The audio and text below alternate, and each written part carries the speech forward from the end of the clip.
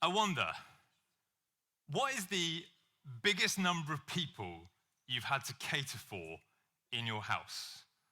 What's the most number of people you've had to get into your house? So probably, Christmas was usually a good opportunity to get quite a lot of people around the table. Think about it, tell your neighbor, I got 12, I got 13, a little competition for a moment. How many was it? I'm not sure. Yeah, the Bowie's, I was thinking of the Bowie's birthday party. You had a barbecue which had like 50 people in your garden, so I don't know how you did that. I think we had 20 people one time for a city group meal, but we didn't even cook for everyone. It was kind of like, if you want to eat, bring your own food, yeah? That was how we roll. My mum has to host, I did the maths and now I've forgotten, I think it's 17 of us at Christmas dinner. There was 17 of us around the table. 3 brothers, 3 wives, 9 grandchildren, mum and dad, 17 if that adds up. And there was 9 of us staying in my mum and dad's house at Christmas. My 5, mum and dad, and 2 of a nephew and a niece. And I don't know what it's like when you're getting ready for Christmas, but food preparation starts like months before, doesn't it? My mum, I'll call my mum in like October, November. I'll be like, oh, what are you doing this weekend? She's like, cooking. Oh, yeah. Well, you guys are coming in like 2 months, so there's not a lot of time to get everything ready because, at some point the hordes will descend and we'll eat.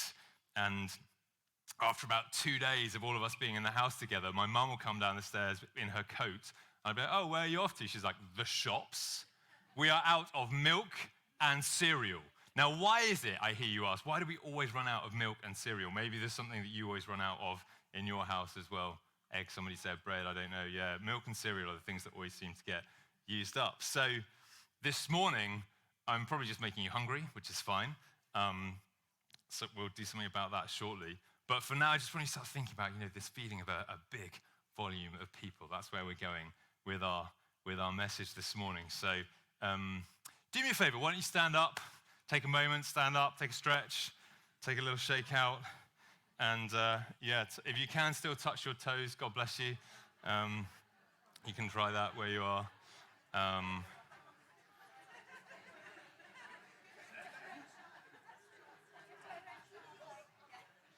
Good stretching, good stretching, good stretching.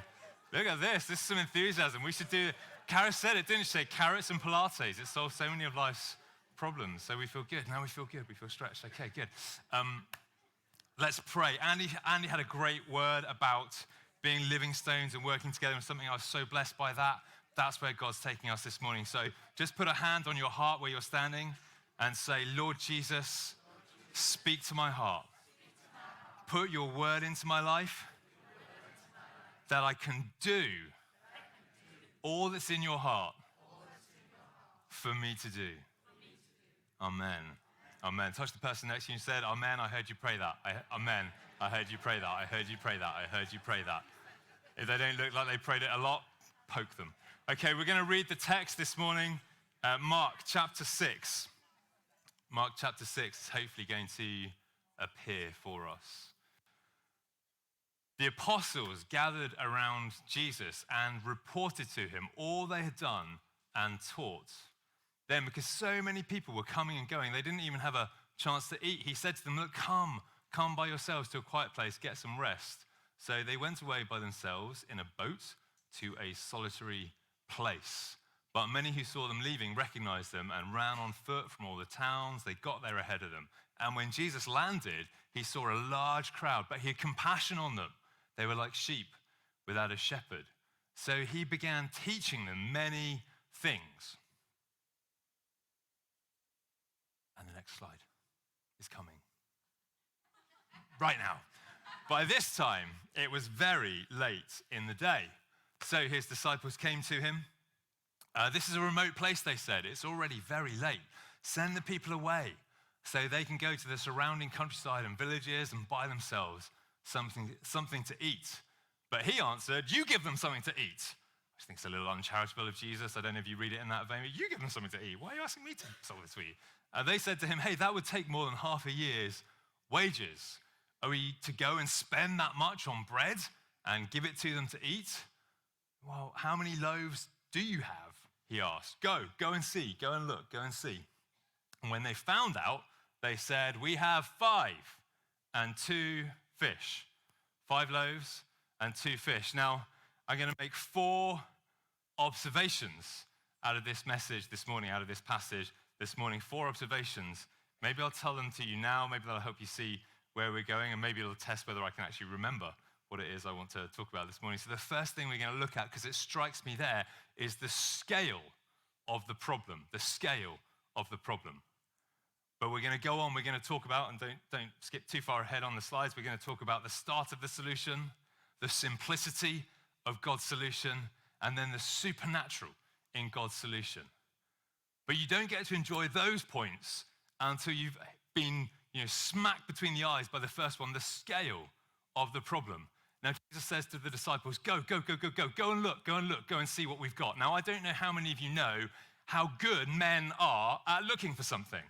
How many people know that men are good? No one knows that. Men are not good at looking for things, okay? So here's how a man looks for his wallet. He walks into his bedroom. He looks on his bedside table, 18 inches by 18 inches. The wallet is not there. The wallet is lost. The wallet is lost forever. So the men do 2 things when looking, okay? The first thing they do is they look on a very small space where they think it is, and that is, as far as they are concerned, they have looked. The second thing that men do when looking is they ask their wife, is this true?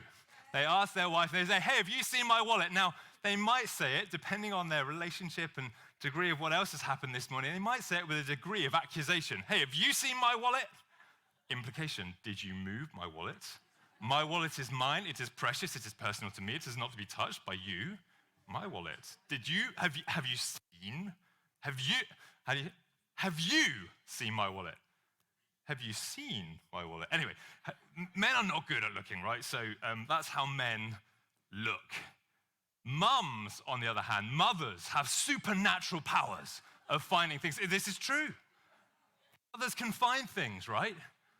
So, or wives can find things. So I say, have you seen my wallet? And Karis will say, without looking, probably without looking up from, making dinner whilst cleaning a child whilst, hoovering, 3 things at the same time. She'll say, have you looked in your trouser pocket, the jeans you were wearing yesterday, they're over the corner of the bath, it's probably in there. It was. Men are not good at looking. Mums, on the other hand, supernatural powers for finding things.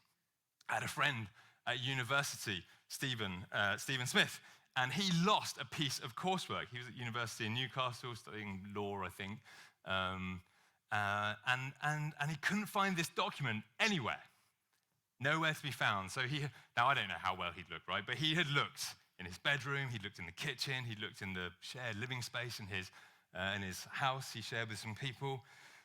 At the end of his wits, he called his mum, who's in a different city, and says, hey, Mum, I've lost my coursework. Now, she could have said, why are you calling me?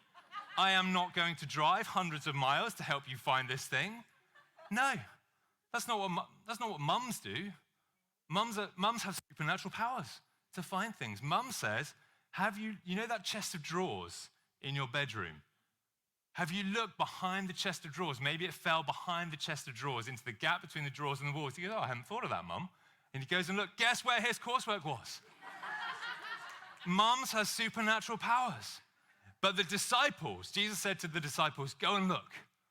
Go and look. And they came back and said, oh, we have found 5 loaves and 2 fishes. And I'd play with this. I wonder in that moment, did Jesus say, did you actually look? Did you look like a man or did you look like a mum? I don't know. But we had 5 loaves and 2 fish. That's all we had to feed 5,000 people. That is the scale of the problem.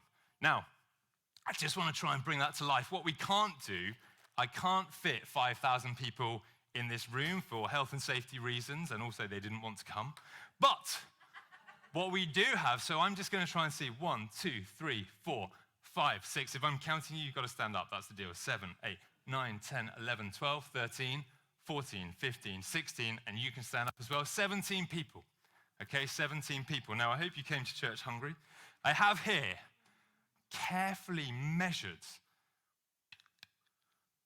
1 gram of pita bread. Now, people at the back with poor eyesight, I'm going to help you here. Okay, this is 1 gram of pita bread.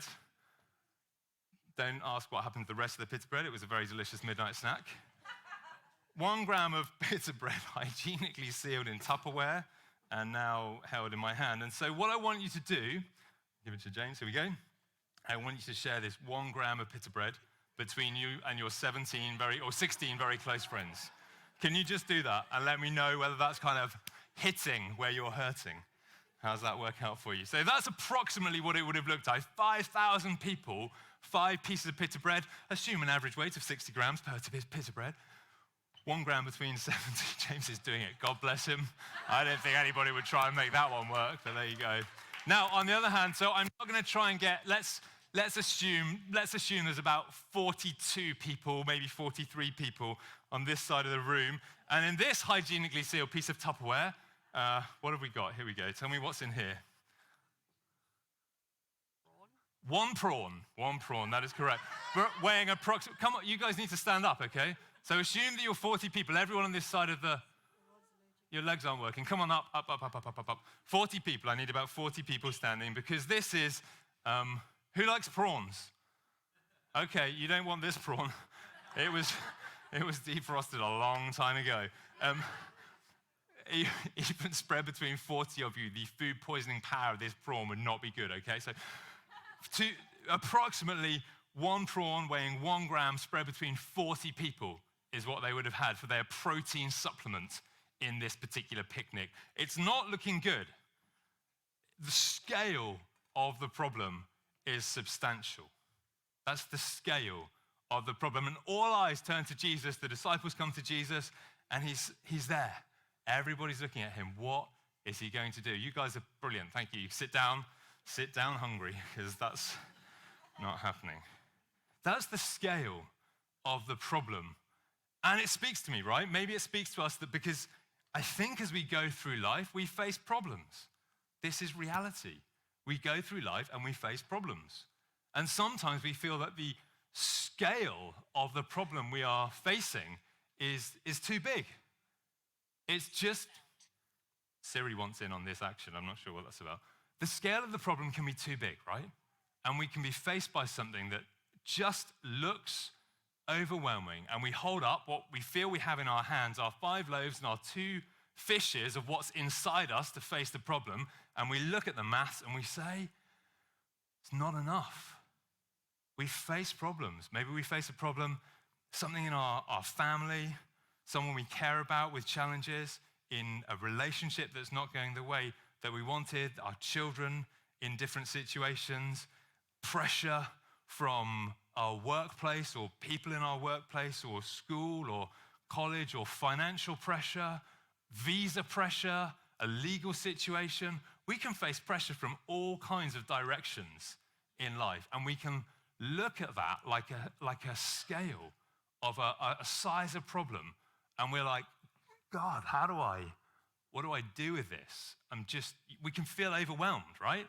We can feel, maybe it's just me, but I think we can feel overwhelmed by the scale of the problem.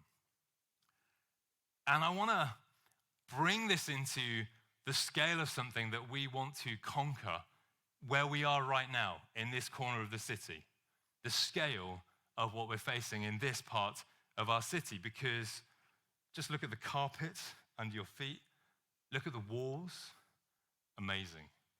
You know, we own the walls that you're looking at, and we own the carpet that you're looking at, but we don't own the land that's underneath the carpet that you're looking at. Newcastle City Council owns the land that this building, the car parks, the beautiful brown brick wall, it's all on land owned by Newcastle City Council. And we rent it from them, so we pay them whatever it is every 6 months or every quarter or whatever it is we pay them. And the lease is 75-ish years left. 50 years, it's worse than I thought. I'm getting old. 50 years, man, that's like nothing. And at some point, the council could say, hey, this land, this beautiful building, this carpet, well, we own it. You don't own the land it's on. So hire some diggers, take it all with you, because we're done here. That's what they could say. And I don't like the look of that. And every time I come into this building, maybe not every time, but regularly in this building, I remember, the phrase, standing on the shoulders of giants. And I feel this building, we are privileged to be in the building that we are in. You know, the generation before us invested, sacrificed, they gave something of themselves. And we live in the good of that every day. Every time we're in this place, we're living in the good of what other people sacrificed to make it happen for us. And you know what? When I look at the next generation coming up, I don't want to sell them short of what I've been given by the generation that I'm standing on. I want to pass it on to the next generation and build something on it. I don't want to pass it on to them in a way that's worse than I inherited it. I want to add my own and pass it on.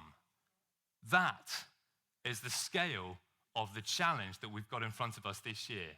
And we feel convinced in God that he's calling us to not just enjoy renting the land for the next 50 years, but to buy the land. To buy the land from the council and give the generation and the generation and the generation beyond that an inheritance that's theirs, that's a platform that they can build on, that they can meet and worship and pray in safety with space for the kids to grow and breathe and have their birthday parties up in Hall 2 and whatever it is they want to do with their time as we've all done. We want to pass on to the next generation. But let me try and bring that into the scale of what we're trying to conquer here, right? I'm a very practical guy, and so I want to give you some real practical, just simple building blocks of what that looks like for us, okay? This is part message, this is part practicality. So, slide. This is where we are right now. Oh, by the way, right? Don't tell the lawyers about this slide. Don't tell the lawyers about this slide. If our accountant walked in, I'd be in hot water. He'd say, hey, there's no accuracy, there's no disclaimer, there's no legal word. If our lawyer walked in, he'd have some kind of heart condition. So there should be all kinds of legal disclaimers on this. So what I need you to say, just tell me this, Ben, we won't sue you. Just let me hear that. Okay, we're good. We're covered. A legal contract is binding. Good. So roughly speaking, very broad numbers, this is where we are at the moment. We've got about £90,000 in cash, which is just amazing. And very roughly, where we're settling with the council is not done yet. They haven't given the final yes, but very roughly, the purchase price for the land is about £200,000. So when you look at it like that, it's like, hey, this is good. You know, it's a stretch, but maybe we could do this. Well, yes, that's true. But I'm a very practical guy, so let's do the next slide, which reminds us that as we go on this journey, the lawyers are going to want their piece of this particular pie. And we think that by the time we paid legal fees and professional fees, valuations, and so on and so forth, that's probably pressing towards £20,000 to make the transaction happen. And when you've been through buying a house, you know that there's those kinds of fees, so maybe you know some of that. And that's about £70,000 cash that we can have to buy the land. And the way that we're thinking about this, and the trustees are talking about this, we could take a mortgage of about £130,000 to close the gap. And that would be fantastic. We'd be there. Let's see that last 130K. Now we're done. It's amazing. We've done a mortgage. We've got the cash. We bought the land. We're happy. The only thing that does not solve, Simon Kamita said it the other day at the AGM. We've heard many words that have struck us in recent weeks in church where we've gone, the conviction of God.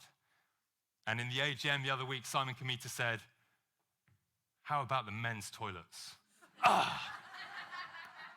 The conviction of God. And I thought to myself, Lord, if only he knew about the women's toilets.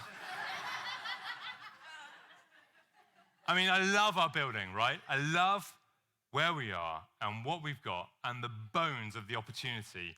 But in our houses, every year, most of us, we expect to invest something in the property if we own a house. Upkeep, maintenance, decorating, fix the roof, fix the toilet, whatever it is, right? It's just stuff.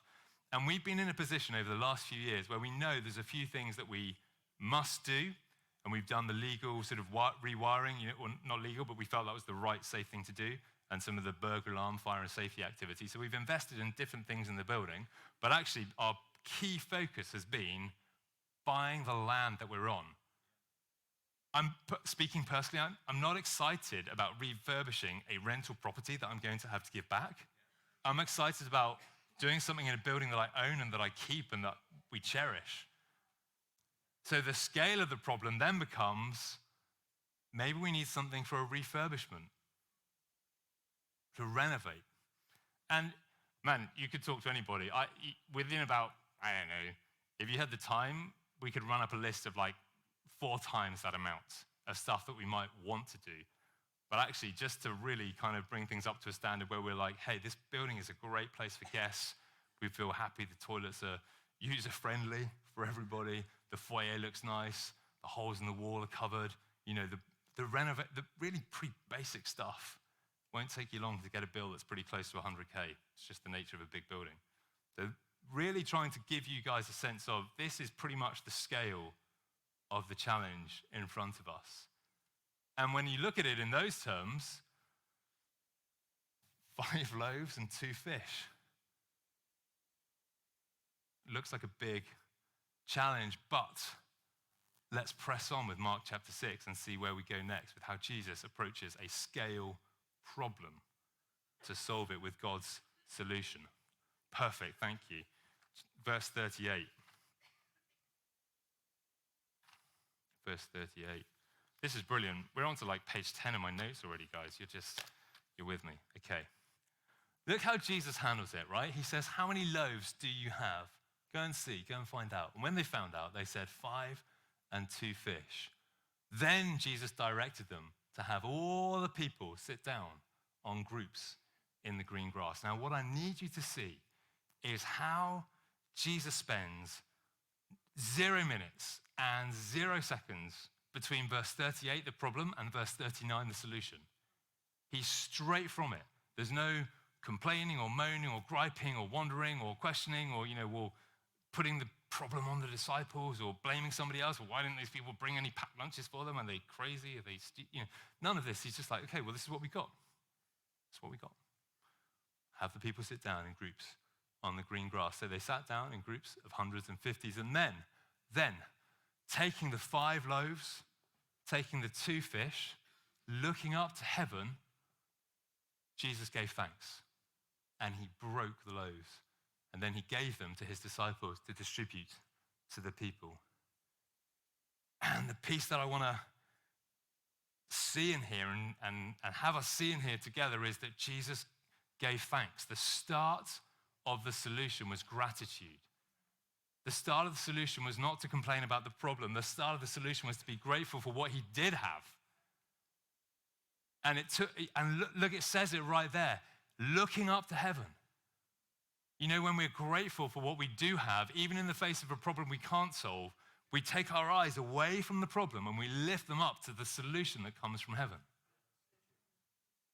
And God doesn't change, but our perspective changes. So we go from the problem being the biggest thing to seeing that God's the biggest thing. His solution is the biggest thing. We give thanks for what we do have. And that's the platform that Jesus moves from into bringing the solution. And this is one of the first things that caught my attention when I read this passage in early, middle November. I wasn't reading it thinking about the land. I was reading it for me. God speaking to me in this passage about several different things. And one of them was gratitude. And so I'm not preaching for you guys. I'm preaching for me. I need to become a more grateful person in life. Now, let me put it like this for us. So how many of us would like to live long and healthy lives? That's exactly.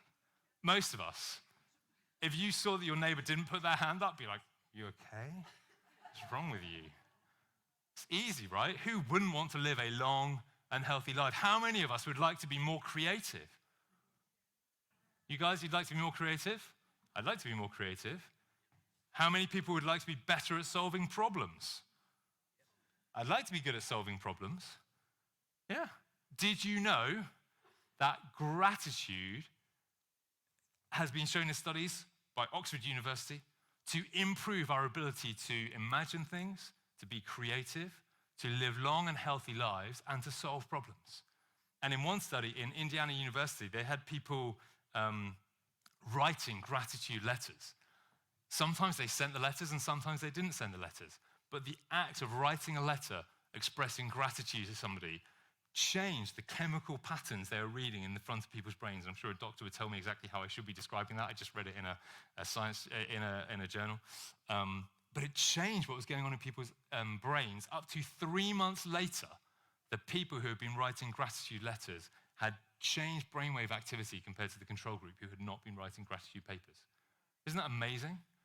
God has put this mechanism of gratitude into our lives, and scientists are tapping into it and saying, oh, this is really good. It's right here, people. He gave thanks and he broke the loaves. Maybe I want to talk about the simplicity of the solution, the next step in this. And as we do that, maybe I'll take us back to November, early November, when I first read this passage in Mark chapter 6. I just read it in my, daily devotion. And it started speaking to me in lots of different ways, a few different things, gratitude, a couple of other things. And I reread that passage maybe every day, maybe a couple of times over the course of like a week. And around the same time in early November, 10th, 11th, 12th, 13th November, this was, we were talking amongst the church council. We were really getting into the sharp end of negotiations with the council. Actually, I say we were. We've got a professional negotiator helping us. He's really, really good, really effective. Just really great. So we speak very highly of him. And we were really getting to the sharp end of negotiations with the council and circling around what the purchase price could be, and could we agree something? Could we do this deal? And remember, we've been doing this for about 3 years. Negotiations with the council have been going on for about 3 years by this point. And we had a trustees meeting planned for the 20th of November. So I'm reading Mark chapter 6 in my own devotional life, and it's speaking to me. And then almost in a sort of another part of my life, I'm thinking about, or in another part of my brain, I'm thinking about, God, how are we going to buy the land? I don't really want to take on a mortgage, but we're kind of at a point with the council where it's like, put up or shut up, right? They're going to say, if they say yes, well, we can't then go, oh, sorry, give us 3.5 years to, we're going to have to do this thing. It's taken us this long to get here. We're going to have to move on it. And so I'm thinking, God, how do we handle this? And John's talking to some banks to talk about costs of a mortgage and how we would achieve that. And I had this thought that was, what would it look like if we took a mortgage but had 100 people or 100 families covenanting, committing to paying £100 a month, an offering, a gift every month to close the mortgage, to pay it down supernaturally quickly. And I could see this, and I thought, well, some of you guys know I work in finance, right? So that's kind of my natural temperament. And I had this thought, I could see it like a solution or a strategy, but I was like, is that just me being really practical? Maybe someone of a different temperament would have said, they were looking for the heavens to open and an angel to appear with a scroll and this message written down. And it wasn't like that, right? For me, it was just like I had an idea, a kind of a what if. What would it look like if? But I could see this. So that's going on over here. And at the same time, we've got Mark 6 going on over here. And as far as I realize, in the middle of November, these two things are completely unrelated. So 20th of November comes around. Karis and I are putting Hal to bed, and I said to her, hey, I've had this idea. What if we asked 100 people, 100 families to covenant, to commit to giving £100 a month above and beyond their normal tithe to pay down the mortgage supernaturally quickly? And she said to me, I don't want to be, I can't remember what you said, I don't want to rain on your parade, right? I don't want to sort of pour cold water on you, but £100 is a lot, Ben. For most people, for anybody, right? Cost of living pressures, blah, blah, blah, blah. £100 a lot. What if you went for £50 a month? And I was like, maybe. But in my heart, I had this sort of £100 a month, 100 families, £100 a month. So I was like, okay, all right, well, I listened to my wife. So put the youngest to bed, went downstairs, sat down before the church council meeting, trustees meeting. And somewhere in like the 5 minutes of headspace before the meeting started, I had this bringing together of these two tracks that had been going on inside of me that I thought were unrelated, and suddenly they came together. And I thought, oh, it's just like Jesus did it. Jesus was faced with a number, right? I love the fact that it's numbers. It was a big number, 5,000 people, and it was a problem number, 5 loaves, 2 fish. How did Jesus tackle a big number through small numbers? Broke it down into groups. And I thought, that maybe it's okay. Maybe I'm not unspiritual. Maybe I'm not just a banker. Maybe this is actually how God solves problems. And the call opened on Zoom. We started praying. And as we started praying on Zoom, I found the text message. At 8:07, I texted my wife, and she said 50s. I was thinking hundreds. And I realized, I know that, 50s and hundreds. 50, I know that. Where's that from? Where's that from? And I opened Mark chapter 6 on my phone, and in verse 40 it says, Jesus sat the people down in groups of 50s and groups of hundreds. Both are good. Both are good. And as I read it, I was like, this is it. So I shared that with the trustees on the call, and we were saying, can we see this? Is this God's strategy for us? And we felt like, yeah, this is it. There's something in this, hundreds and 50s. And the thing that I really drew encouragement from was what we don't read, okay? Here's what we don't read. We don't read, Jesus took all the really spiritual, faith-filled, top-draw Christians, and he put them in groups of hundreds. And all of the sort of, we'll do our best Christians, he put them in groups of 50s. We don't read that. Both are good. There's not these are better. It's just, I read it, I was like, it's good. Some people are going to be able to give 100. Some people are going to be able to give 50. It's all good. That's how I received it. You guys are receiving this slightly less because you know that where this is going. But this is where we are. It was a really simple solution to tackle a big number.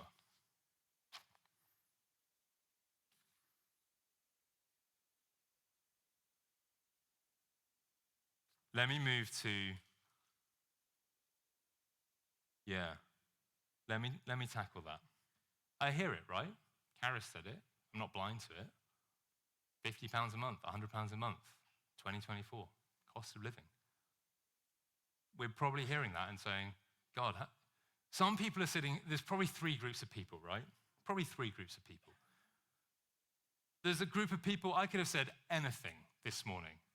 And some people are so invested in this move that God does in our church that they'll find £50 or £100. I could have said anything. I could have preached from the book of Hezekiah. That's not a real book. I could have said anything, and some people would have said, oh yeah, God. There's another group of people who are saying, God, I really want to give. I want to give. I want to give. I want to give. I want to give. Where's the money going to come from? How am I going to do this? I hear that. Right? I hear that.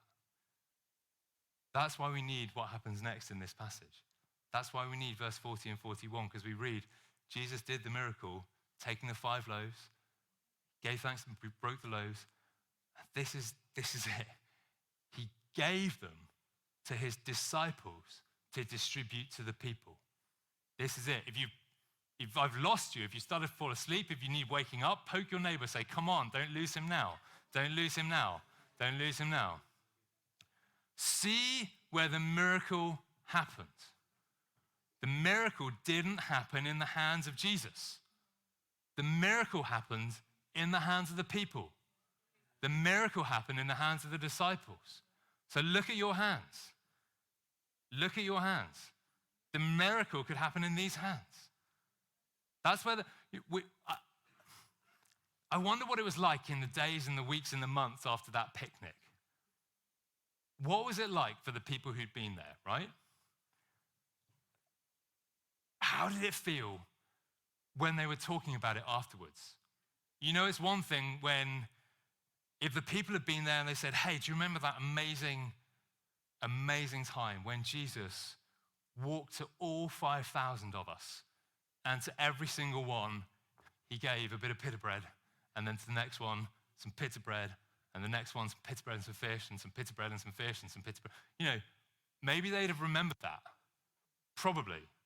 And Jay, do you remember when Jesus was giving out the pita bread and the fish? And he started with this, but then it was the same. And he kept going. That would have been a great miracle. Probably people would have remembered it. But the miracle that Jesus did was the miracle where he gave the disciples the bread. He gave the people the bread. And what they talked about afterwards maybe was, hey, do you remember when I was breaking the bread and I gave some to you and I looked back at my hand and it was the same amount as I started with? Hey, do you remember when I tore the fish in half and I gave some to them and I looked back in my hand and there was still the fish there? How did Jesus do that? I was on the other side of the crowd from Jesus. One of his disciples gave me, and in my hands, I tore the bread and I gave the bread, but I still had the bread. How did he do that from all the way on the other side of the hill? I'm sure that's what the people remembered. What the disciples probably wanted was when they came to Jesus with a problem, they probably wanted Jesus to say, oh yeah, don't worry about it. Angels are going to appear from heaven and rain manna on all the people at this picnic. There was bread falling from heaven. And the disciples would go, oh, great. But Jesus doesn't do it like that. He works through the people. What we want, what I probably want in my heart of hearts, is for an angel to appear at the car park with a suitcase of money and say, here you go, buy the building, do the toilets, put on a new screen, put on new cameras, whatever it is. Money in the car park of Arthur's Hill, which is a bad idea. That's what we want. That's not how he does it. The miracle happens in the hands of the people. That's what we've got to get hold of this year. And my faith is that as we do that, we won't just learn how to give an offering, to God centrally or to the church or whatever. We'll learn how to see God provide miraculously, supernaturally at a different level from our own hands. It's like, we need to see like your own bank account is like the 5 loaves and the 2 fish. And that you're giving out of it. You're paying your responsibilities. We've got commitments, right? We're putting petrol in the car. We're putting clothes on the kids, shoes and books and whatever it is that we're, the gas bill, whatever it is that we're paying out of our 5 loaves and 2 fish in the bank account. But I want you to see that you could look at the numbers and go, I've got 12 baskets left. I don't know how it happened, but in the hands of the disciples, the miracle happened. Can you see how God works? Now, I felt this in my own life in different situations. I remember 10, 11 years ago, 2 oldest children were very small. I think Karis was still on maternity leave. And do you remember back in the day when everybody had to go to an office to work? Remember that? Weird. Not only that, but the company I worked at, you had to wear a suit every day to work. Now, when you've got, a wife on maternity leave and 2 small children and bills to pay, wearing a suit to work is pretty expensive. Like, man, this is like a high-cost way of doing things. What's that all about? My suit was elderly, right? So I went to Marks and Spencer's, I remember I was really praying for a pay rise at the time, right? It was a sort of point of prayer. And I went to Marks and Spencer's, and I found in the sale 70% off a suit in my actual size, which looking at me, that is unusual, right? Tall and thin. Thank God.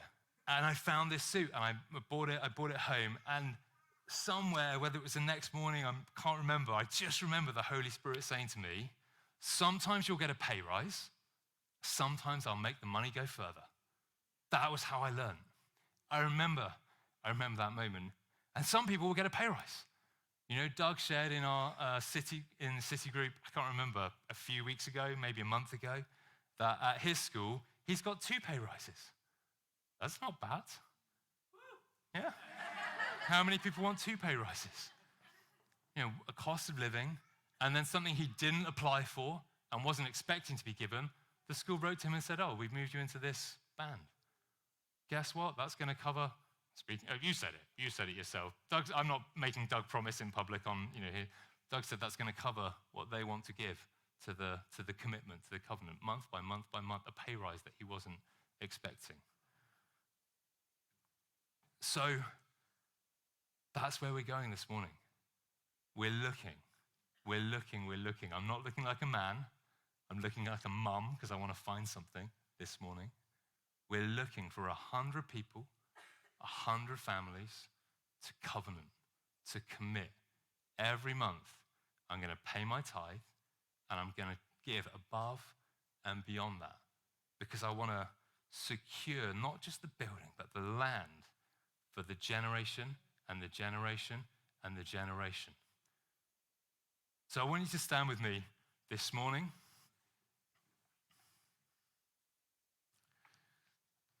And again, I want you to reach out your hands in front of you as far as you can reach them. If you're long-sighted, you need to put them far away. If you're short-sighted, bring them closer, whatever you need. And I want you to look at your hands, and I want you to start conceiving of your hands in a different way. I want you to start conceiving that the miracle can happen in your own hands. We're not looking, we're not looking for Pastor Clive to come and do the miracles for us. We're not looking for Jesus to drop a truckload. We're looking for him to use our own hands to break up something that looks too small, but multiplies and multiplies and multiplies. And so just where you are, I want you to start praying, God, use my hands. God, use my hands. God, I pray, put provision in my hands this year. God, I pray that in 2024, this will be a year of provision through my own hands. God, I pray that you would bless these hands. God, I pray that you would make me grateful for these hands. I thank you for these hands. Thank you for the hands that I've got. Thank you for the job that I've got. Thank you for the position I'm in. Thank you for the situation I'm in. I want you to start thanking God for where you are right now, for the provision he's already put into your life, the level of provision, the measure of provision that you've already got. Start thanking him for it. And start saying, God, release more. Release more. God, let the miracle happen in my own hands this year. God, let the miracle happen in my hands this year. And as we were praying together, it was really on my heart as well. I put some numbers up about, where we are with the council. But actually, we're not over the line yet, and they are not fast moving on this project. So it would be great while we're here together to spend a few minutes praying, God, looking at our own hands, but God, move the council's hands. Move the hands of the council. They've said a number. Let them stick with the number.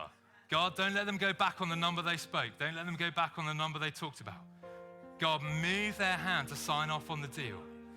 Move their hand. We want to have this building. We want to have this land. We want to have these car parks. We want to have these premises. We want to have all the opportunity it presents for your work in this city, for your work in this generation, for the next generation. God, move the council's hands. And maybe in your mind's eye, you can imagine somebody's hand holding a pen, signing a contract. Why don't we just imagine somebody holding a pen, signing a contract? Just imagine someone from the council signing off on the contract at the right price, at the right time, for us to step into the inheritance that God has for us in this place.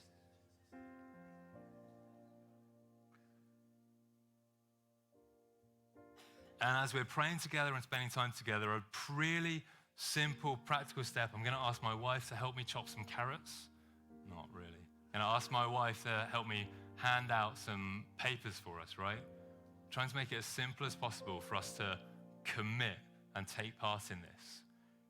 Thank God for what we do have, right? I've been a trustee in this church for 14 years, 15 years. When I first became a trustee in this church, we had a treasurer at the time who would send us emails, I think, or sometimes when I spoke to him, we would talk, and he would say, well, Ben, thank God we're only a few days away from the miracle. And what that meant was we're only a few days away from the cash running out. Because if God didn't do a miracle with our financial situation, we were, going to have to talk to people about not getting their salaries met or whatever it would be. We were really precarious 15 years ago. And God has done some really incredible, miraculous stuff in our lives to take us to a point where we've got £90,000 in a bank account that we can invest in something. I mean, that is a miracle from where we've come from, okay? That is a miracle. So thank God for what we do have. It's in its own bank account. And what we've got here in front of us is a QR code. If you scan the code, it'll take you to a page on our website with the information for, I think on the page is the specific bank account details of the dedicated account that we want to use for the land and the offering.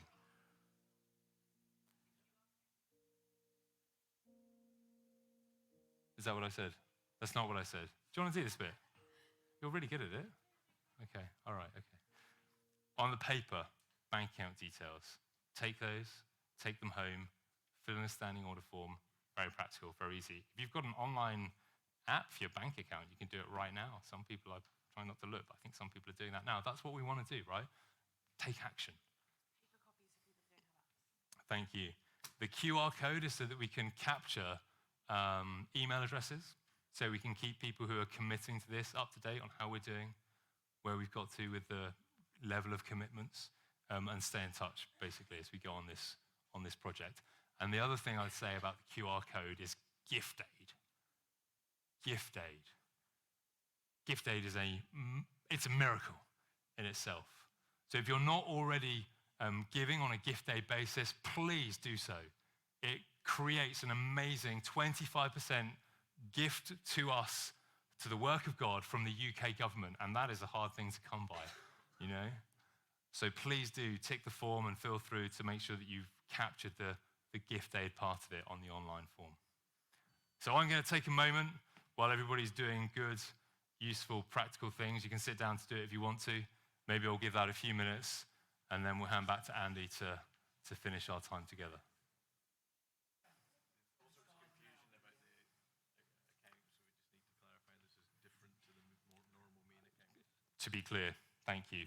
Just in case I didn't make that clear, which I obviously did not, some of us have bank account details already that we give a standing order to as part of our tithe or our regular offering, and that's great. This is a different bank account so that we can put the money into a different account and know where we are in terms of raising money specifically towards the building investment. Okay? So if you have bank account details stored, God bless you, that's a great thing. But please, this is a different account, so do set it up differently, and we'd love to have the funds coming into a different bank account, obviously, for that purpose. Thank you. All done. All done.